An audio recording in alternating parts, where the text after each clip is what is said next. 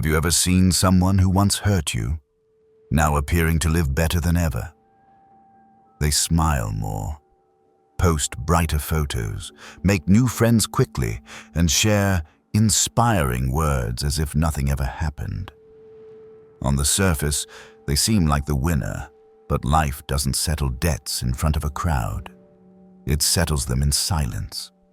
Not everyone sees it, but they feel it every single day. Stoicism does not teach us to seek revenge, nor does it tell us to teach others a lesson.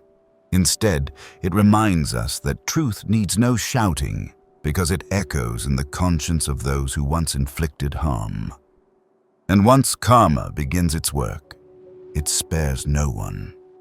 In this video, you will recognize 5 signs that someone is quietly receiving their karma, not through misfortune or scandal, but through the deep unrest, emptiness, and isolation within their soul. No need to expose them, no need to argue, just observe. Because karma does not need witnesses, it only needs time. Sign 1. They try to prove they're happy. There is a kind of happiness that doesn't come from inner peace, but from the urge to convince others that one has moved on. And you'll notice it when someone who once hurt you suddenly becomes strangely radiant. They appear constantly, laugh loudly, check in at new places with new people, doing things they may have never cared about before. Everything is wrapped in a shiny layer. I'm fine. I'm doing better than ever. But if you've ever truly observed people, truly understood them, you'll know real joy is never that loud. This very performance is the clearest sign that something inside is breaking. A peaceful person needs no stage. A happy person needs no audience. But an insecure person needs to be seen, to be validated, to be assured they're okay, even if it means putting on a show for the whole world. They will post relentlessly, speak excessively, laugh too loudly, as if every act were a way to cover the emptiness they don't dare to admit. And if you're not fully grounded, you might believe them. You might look at those smiles and wonder, am I the weak one for still hurting while they've moved so far ahead? But stop. Remember, feelings are not a competition, and healing is never a race. Someone truly recovering will be quiet, will retreat inward to face themselves. They won't post life philosophies, won't check in every hour, won't use poetic captions to paint a new image. Because they're busy living honestly, not performing being okay for others to see. In contrast, the one trying to prove something is often the one trying to escape. Escaping guilt. Escaping the silence after what they've done. Escaping the moment they must look in the mirror and admit, I hurt someone good. They can't face that, so they act out a life where no wrong was ever done. But that doesn't last, because no matter how many filtered photos, no matter how many healing quotes copied into captions, the eyes never lie. And the conscience, no matter how buried, knocks every nightfall. Don't be fooled by the performance. Don't let forced smiles make you question your real pain. They may appear to be winning, but they're only running. And sooner or later, they'll have to stop, look around, and realize they've gone far, but nowhere meaningful. That's when karma begins to speak, not through disaster, but through a hollowness nothing can fill. And they'll understand no one can live forever in a role their own heart doesn't believe in. They don't just flaunt their happiness, they go further, constructing a healed version of themselves as if the past has left no mark. You'll hear them talk about self-love, growth after heartbreak, spiritual awakening, quoting popular lines, posting radiant images, sharing content that seems deep. But if you look closely, something feels off, not the words, but the energy. Because real healing doesn't need branding, and here, Everything feels forced, like they're trying to tell the world, I'm over it, I'm strong, I don't need anyone. But truly, if you were strong, you wouldn't need to keep saying it. Their so-called healing journey often comes with curated beauty. Yoga at sunset, morning coffee beside a book, faraway gazes in golden light, and captions like whispered affirmations. I deserve more love. It sounds full of hope, but if you once knew them, if you once truly loved them, you'll recognize it. That gaze isn't peace. It's someone trying not to fall apart. Those actions aren't signs of recovery. They're desperate efforts to rebuild themselves with image fragments society applauds. Behind that I've healed facade is a mind that's never paused to truly face itself. Because someone who has faced the pain, who has sat with their shadows, doesn't need to dress silence with music, doesn't need to fill voids with eloquent words. They just live. And from that simplicity, a quiet, real beauty begins to emerge. But the insecure can't rest in simplicity. They need praise, need to be seen as moved on, need others' eyes to confirm they've done the right thing. Because deep down, they know they're still hiding. You know, many people weaponize the language of healing to dodge responsibility. They don't apologize because they've entered a new chapter. They don't acknowledge their wrongs because everything's a lesson. They don't return to make amends because everything happens for a reason. These lines sound enlightened, but in truth, they're a fresh coat of paint over a fractured interior. And so the image is crafted, the personal brand formed, the outer world convinced. Only they themselves remain empty inside. Because you can't heal by avoiding. You can't paint peace over a soul that's never spoken to itself. And you can't truly move forward if you've never paused to say, I was wrong, I'm afraid, and I'm not okay. The insecure won't dare speak those words, but someone truly healed won't need to. They'll be silent, they'll live, and they won't need anyone's approval. So, if you've ever seen someone say they've healed, but still felt something was off, trust that feeling. Because healing doesn't come from the mouth. It radiates from the eyes, from the way they carry themselves, from the quiet stability that needs no proof. And that is what the Stoic knows best. True peace isn't something to talk about. It's something to live. Sign 2.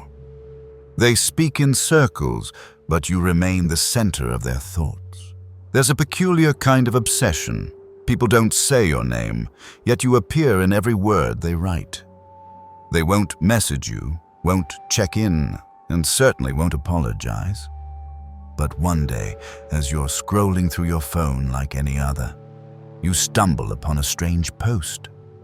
A metaphor about betrayal, about regret from losing something valuable, about the silence of someone hurt that no one noticed.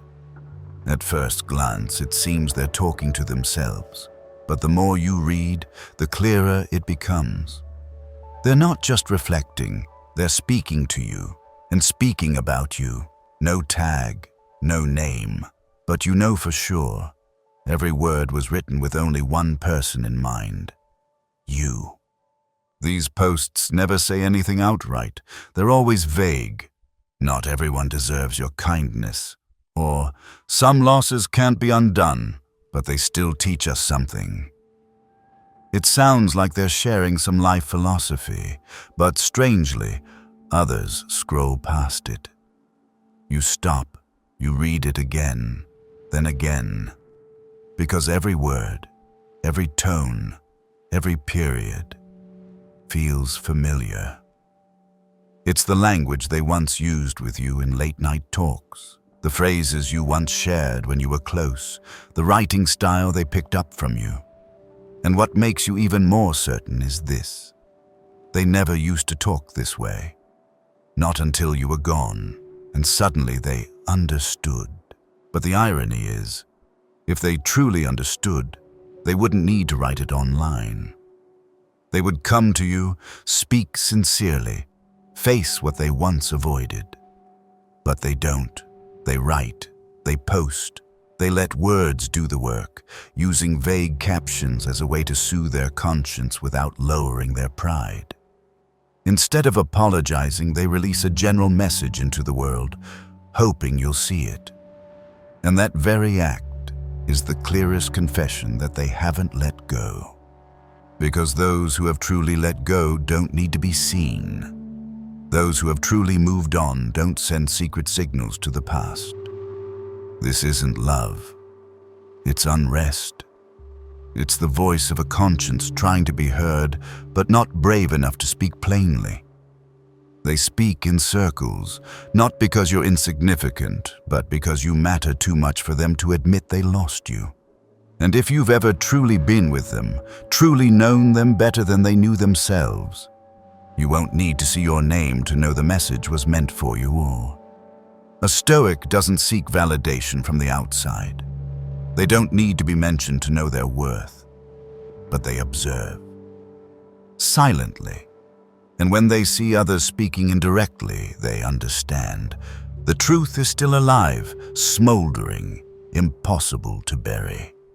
And their own silence becomes the loudest response to those broken signals flashing across the screen, never sent directly. Some things don't need to be named, but anyone who's lived them will recognize them instantly.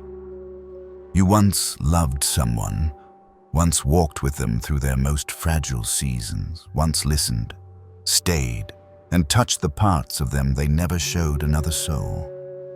You spoke to them about hurt, about emotional distance, about the importance of listening and being honest.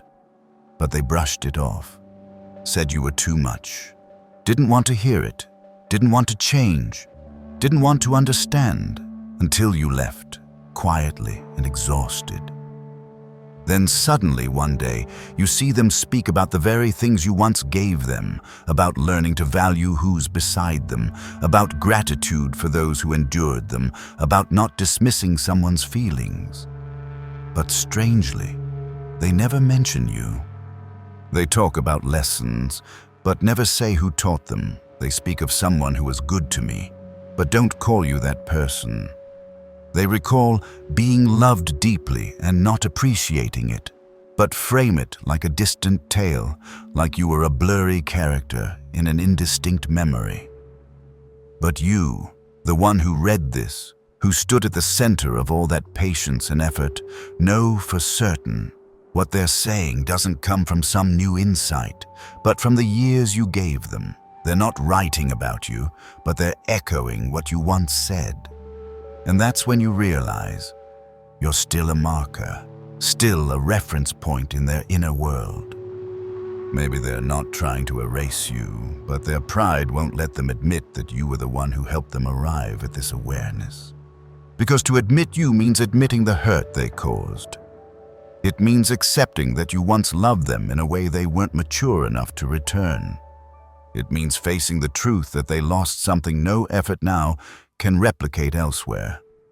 So instead of naming you, they choose to speak of topics once tied to you as if they originated within. But you know that's not true. Because you were there. You said those words, and you were silent when no one listened. The truth is, no one can fake sincerity. And no one just awakens by theory alone.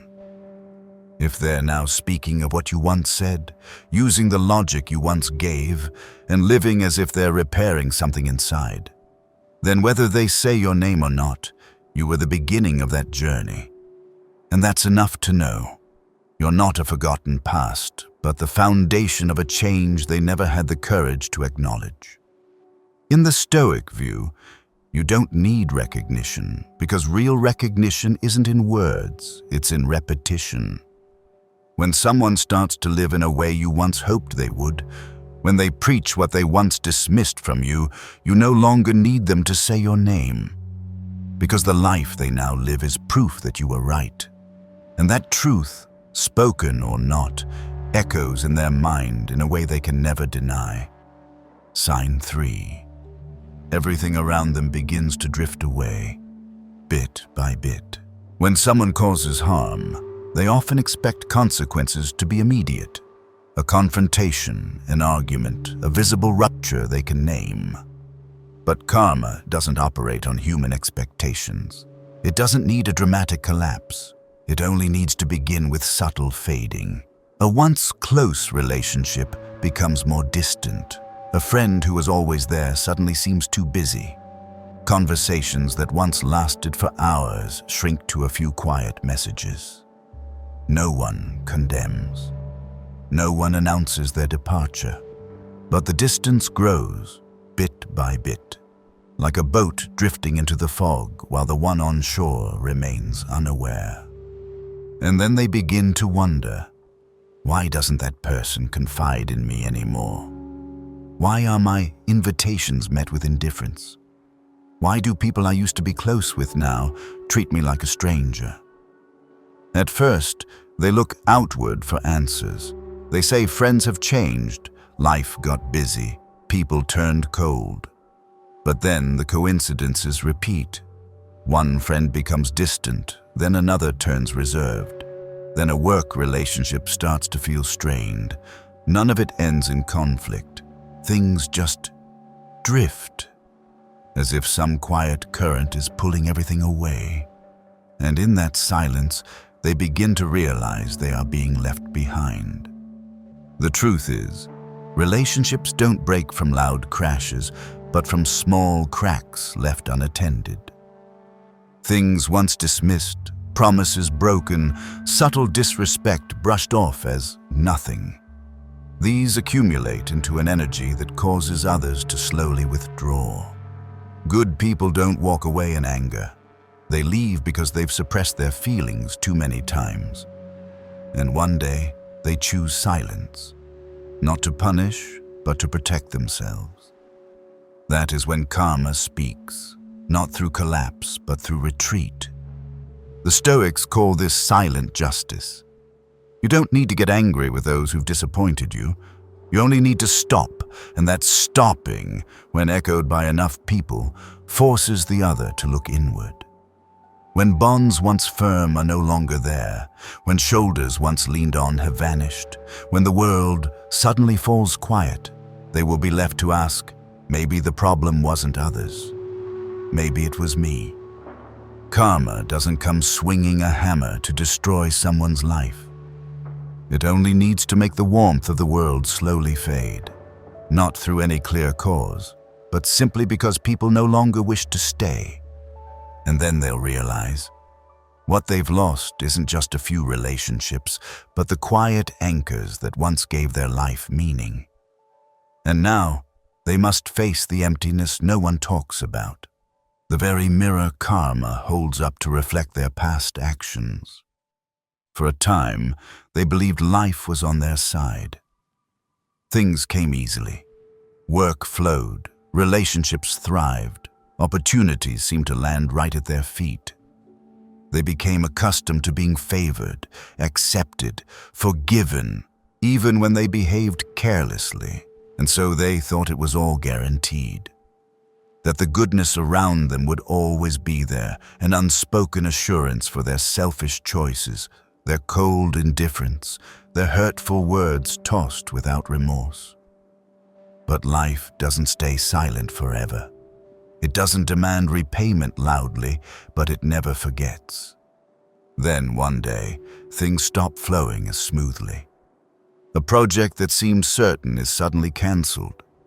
Someone who once supported them becomes distant.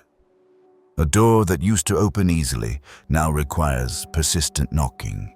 They realize life no longer indulges them. No more special treatment, no more leniency, no more quiet grace cushioning their every mistake. And what confuses them most is they don't know why. In their mind, everything seems fine. They believe they've been acting normally. They haven't done anything wrong, at least not recently, but what they don't see is this. Life doesn't just respond to what you do today.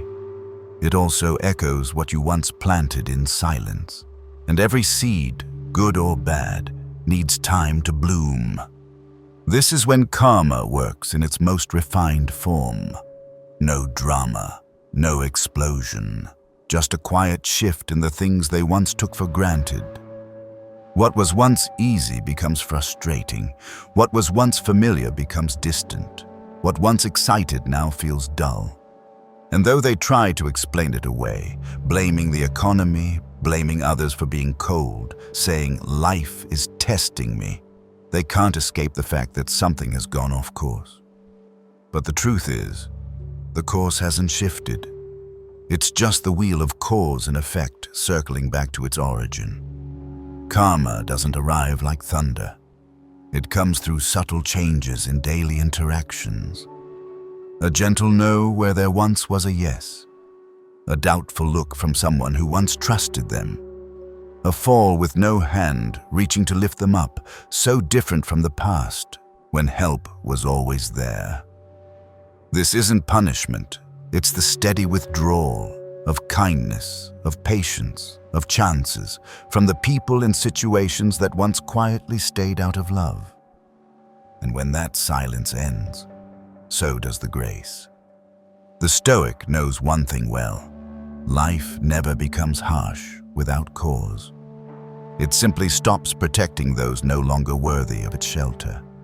And when life no longer grants leniency, no longer makes room, no longer forgives repeated wrongs, that is the sign that karma is no longer giving warnings. It's begun collecting its debt. No need for threats. Just the quiet shift into a version of life less kind than before. So they can understand that kindness is not something to consume carelessly, but something to be honored and preserved. Sign 4. They lose trust in others, then in themselves. At first, outsiders may think they're becoming more rational. They keep their distance, share less, expect less from others, always mention personal boundaries, and protecting their energy.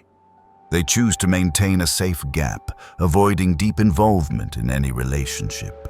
But if you once knew them, once saw how openly they used to live, how trusting and unguarded they once were, you'll recognize the change, and it isn't growth, it's defense. A form of defense not born from wisdom, but from unresolved guilt. When someone has hurt others, especially those who once cared deeply for them, they don't always see the consequences immediately. But time spares no one who denies responsibility. Slowly, they begin to feel uneasy around new relationships. Not because others are untrustworthy, but because they start fearing that someone might do to them what they once did to someone else. Those who once ghosted others now fear being abandoned. Those who betrayed begin to dread betrayal. Those who belittled affection now struggle to believe anyone's love is real. Not because they see flaws in others, but because they're seeing their own reflection in a mask of suspicion. And so, they begin to doubt the good. They no longer believe in pure intentions. They assume the worst, even before anyone gives them reason. When someone treats them well, they question the motive. When someone is patient, they see it as weakness. They mistake gentleness for disguise. They fear true emotion because they once distorted the emotions of others. That fear doesn't come from the world. It comes from within. Once you fully understand the wrong you've done, you can no longer see the world with innocent eyes, nor can you see others with unguarded trust. They begin to close off. Not because they've learned the wisdom of healthy boundaries, but because they no longer feel safe opening up. That withdrawal doesn't bring peace. It builds distance. They raise invisible walls between themselves and the world, refusing to let anyone near, for fear that if someone truly sees them, everything they once did to others will return, like a mirror held to their face. And they're not ready to face that. Marcus Aurelius once wrote, You always have the power to choose your response, but you cannot escape the consequences of your choices. When someone has devalued sincerity, they will lose the ability to believe in sincerity. When they've abused another's trust, they will lose the ability to place trust in anyone. No judgment is needed, no condemnation. Karma only needs to return the exact feeling they once created. Only this time, they feel it themselves. And that feeling doesn't come from outside. It rises from within, quietly and unshakably. When a person begins to doubt others, that's just the surface. The deeper, more painful layer is when they begin to doubt themselves. They don't say it aloud. They don't post that "I no longer believe in myself." But you'll see it in how they live. Slower, more hesitant, unsure in every decision, reluctant at every opportunity, and deeply unsettled when praised or trusted. Because once they have betrayed something good, a sincere relationship, a love that was real, a friendship that asked for nothing in return, they know deep down they lost a part of their own character. And from there, they begin to doubt their own worth. At first, it's merely a suspicion that others might harm them. But over time, that suspicion becomes a mirror. If I fear others will lie, is it because I once lied? If I don't trust someone's sincerity, is it because I once lacked sincerity? And when those questions echo often enough, they no longer stop at others. They turn inward. They begin to question every feeling, every motive, every word they speak.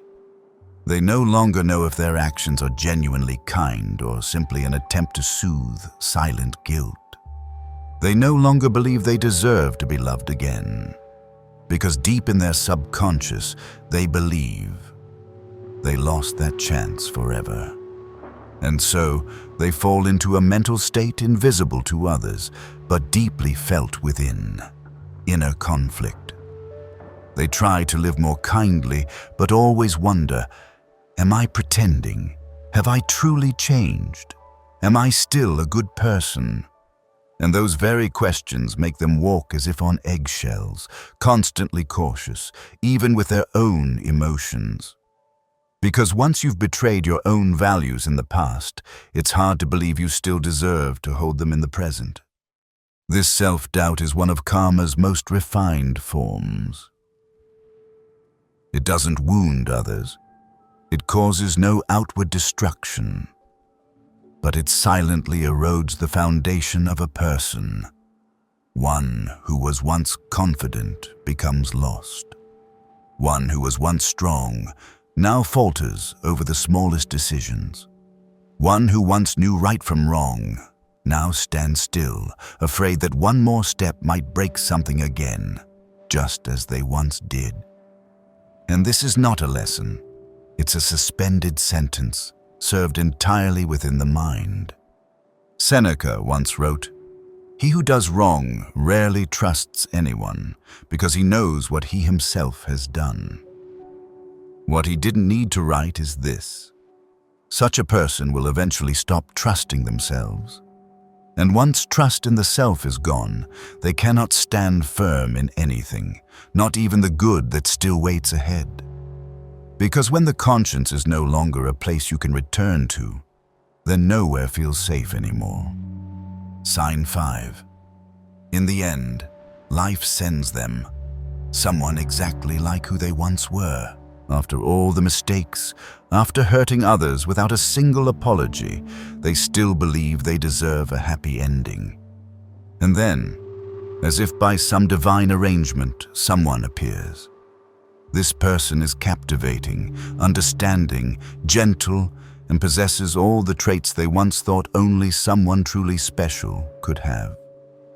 They believe this is their reward, that the universe is finally favoring them, sending the right person at the right time.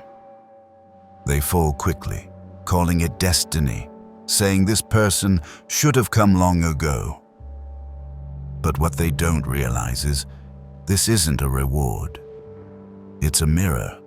The relationship begins with passion. They feel seen, admired, celebrated, just like they once made someone else feel back in the early days of a love they later neglected and lost. Everything feels familiar. The expressive eyes, the thoughtful words, the moments that seem like they could last forever. But then, somewhere along the way, the warmth begins to fade. Replies come slower. Long conversations shrink into short, dry texts. The other person stops initiating. And for the first time, they are the one waiting, the one worrying, the one feeling insecure, unsure if they're overreacting or simply being overlooked. They begin to question themselves. They reread every message, dissect every word, wondering if they did something wrong or if the other person is changing. But what matters most is this. These are the exact emotions their ex once felt. The one they left suspended in uncertainty, endlessly waiting, never sure where they stood. And now, they're in that same place. Not because anyone sought revenge, but because life has returned them to the very spot they once left someone else stranded. The confusion, the aching vulnerability, the pain no one sees. It now belongs to them. The cruelest irony is, they recognize the resemblance, but they can't escape it. They try harder, become more patient, more kind, but the other person remains distant. They cling to the relationship, not only out of affection, but because they fear that if it ends, they'll have to face a bitter truth. This is the consequence, a flawless, brutal reflection of their own past behavior. And no matter how much they try, they cannot reverse the roles. They are no longer in control. They are the one being tested, dismissed, sidelined, just as they once did to someone else. Karma doesn't arrive as obvious punishment. It arrives by placing you in the shoes of the very person you once belittled. And when you can't escape, when you can't explain why this love hurts so deeply, that's when you understand. This isn't fate. It's a mirror. And that mirror doesn't lie. What hurts them most isn't being abandoned, or the unanswered texts, or the missed calls. What hurts is the realization that the person they're trying to hold on to, pleading to be understood by, waiting for with aching patience, is a living version of who they once were. No one needs to point it out. No one needs to compare. The calculated detachment, the half-kind, half-cold gaze, the silence that stretches too long after conflict. All of it is an exact reflection of what they once did to someone who loved them without condition. And the bitter irony is, they now understand why it hurt so much back then. They begin to feel the emptiness of questions that go unasked and unanswered. They feel themselves chasing someone who clearly doesn't want to stay, yet lacks the courage to leave. They search for a look of empathy, just as someone once searched for it in them, and find nothing but cool indifference. They wait for simple words of reassurance like, "I need you," or "It's going to be okay," only to receive silence, turned backs, avoidance that slowly deflates the heart. But unlike the past, this time they are not the one in control. They cannot walk away first. They can't turn cold. They can't pretend to be strong and disappear like they once did, because now they are the one who's stuck. They are the one who loves more, sacrifices more, waits longer. With nothing to hold on to, they see themselves in the other, but can't change a thing. Every strategy, every lesson, every piece of advice they once ignored is now useless, because this is no longer a game they command. This is the helplessness they once made someone else endure, now returned in a form they cannot escape. The more they try to fix it, the more they feel like someone atoning, though the other person doesn't even know who they are, doesn't know what they once did. But deep inside, there's a quiet awakening they cannot deny. I was once that person. And when that sentence echoes, everything turns. There is no more anger, no more blame, only a profound ache, not from being treated badly, but from finally understanding what someone else once couldn't put into words. Marcus Aurelius once wrote, "The best revenge is not to be like your enemy. But sometimes you only truly understand that wisdom when you're no longer the one who wounds, but the one who's wounded. And in that moment, when you see yourself in the eyes of the one hurting you, you don't need another lesson, because the lesson has come alive in every emotion, every silence, every second where nothing is within your control. This isn't punishment, this is reckoning. And sometimes there is no karma more powerful than that. To me, karma is not a punishment imposed from the outside.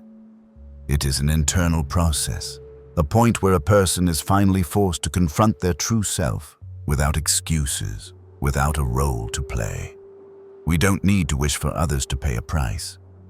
Life is inherently fair in its own quiet way. The loss someone experiences doesn't arrive with noise. It begins with subtle changes. A friend who no longer reaches out, a vague sense of unease, a new relationship carrying old emotions, but this time they are the one who gets hurt. What Stoicism has taught me most is not how to suppress emotion, but how to accept that every action leaves a trace, and sooner or later, we all end up living with the consequences of our own choices. So instead of demanding justice from others, I choose to live rightly, to live clearly, and let life teach each person what they need to learn, exactly when they're meant to learn it. If this resonates with you, please like, subscribe to the channel, and turn on notifications so you don't miss future content. And no matter who has left or what has broken, you still have yourself, and that is where all true strength begins. See you in the next video.